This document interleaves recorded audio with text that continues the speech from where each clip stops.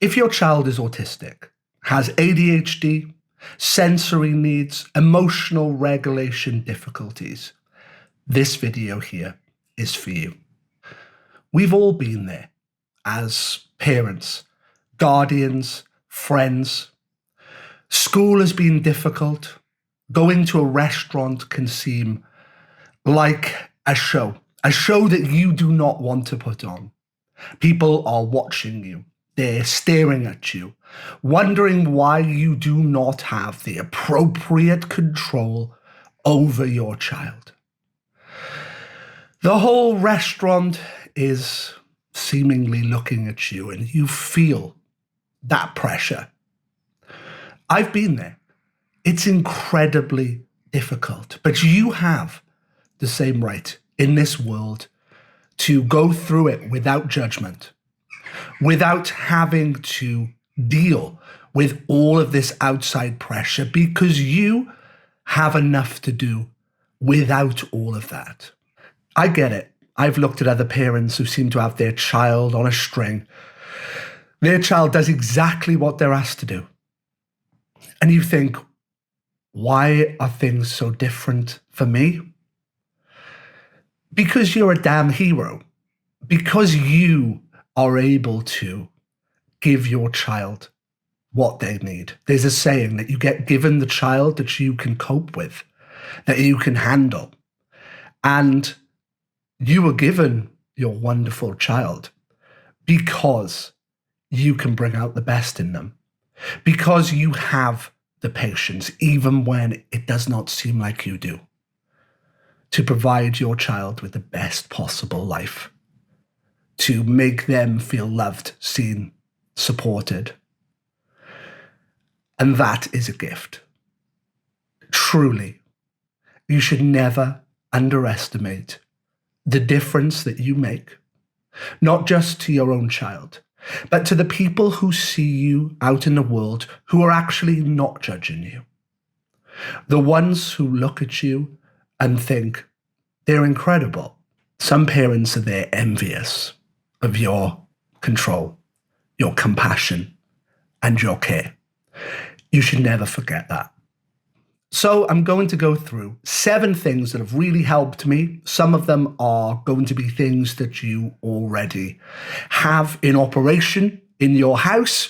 They undoubtedly either work or they don't work. And that's a key message here. Not everything works for everybody. Every child is different. The very first thing is reduce surprise.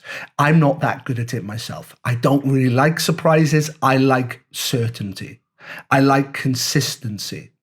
My child in school, when it gets to Christmas and everything goes a little bit crazy, there's school plays, there's all of these additional activities. He does not cope well. And a lot of children who do not have additional needs, or certainly have not had them diagnosed, do not cope well either. It's overwhelming. So the very first thing that I try to do is reduce that overwhelm. To break things down, to have a clear schedule, a visual schedule where possible. I like to give clear warnings about when things are going to happen. And I try to keep things as I promised them to be. Obviously, sometimes those things have to change. The second thing is to find tools that work. Whether it's noise-reducing headphones, fidget toys, these Nidos that the kids love at the moment. Whatever it is for you, chewable necklaces, there are countless things out there. But actually having a small bag with some of these tools within it is a massive help. Having one is great, but having a range of them, these little, popper toys and different things, it's fantastic because they can change them, they can use them, they can kind of play, twiddle with them. I would have loved to have had that when I was much smaller. I think that would have really helped me. So having that almost kit bag that you take with you, full of toys and useful things, brilliant. The third thing speaks for itself, to praise the effort and not just the outcome. We live in a world where getting things wrong has a stigma attached to it. One of the things I try to do, and I don't always get it right, is to try and praise the effort that my son puts in. When he is dedicated and committed to his work, if I praise that, that goes a long way with him. He knows that I value and appreciate the fact that he is trying, even when he finds it incredibly difficult. The fourth is something that I find incredibly helpful when I'm teaching, and that's to break things down step by step. Nobody likes to have multiple instructions thrown at them, and children hate this. And I'm not talking about children with additional needs of any kind. All children do not cope very well when you throw multiple instructions at them and they are confused.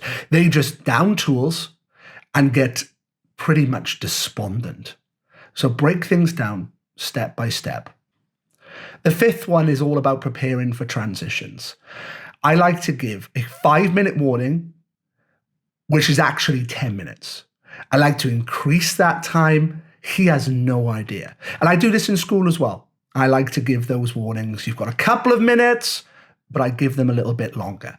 So they've got time to finish what they're doing, which they can feel incredibly passionate about and incredibly frustrated when you switch something off or say we are leaving immediately, or they have not had a chance to finish, put it down, put it away, go through whatever process of tidying up that you do at home or in wherever you are.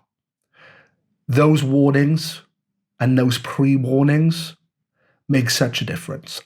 Number 6 is about your own personal regulation.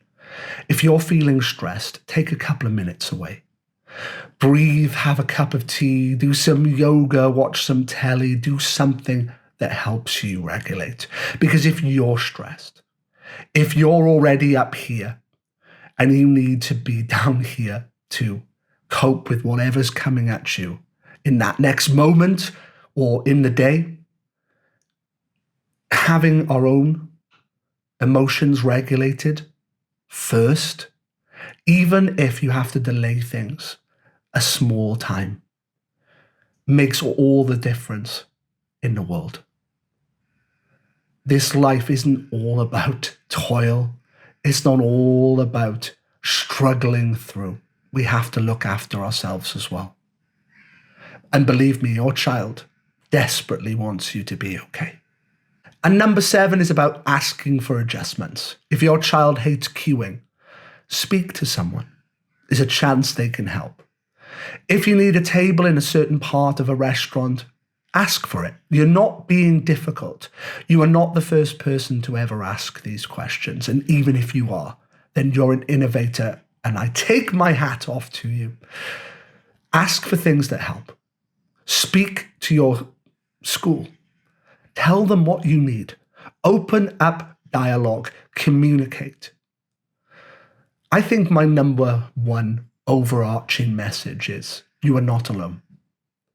There are so many people who have been on your journey, who've stood where you have stood. And although your situation is unique to you, there is a community that is loving and supportive. And having that open communication with your support network, with the people that you see on a daily basis, to allow yourself to breathe, to allow yourself to be you. The one thing that should never happen is you lose yourself. That you are a reduced version of yourself because of the pressure you feel externally in this world. You are amazing. Keep doing what you're doing. You're doing an incredible job. Until next time, take care.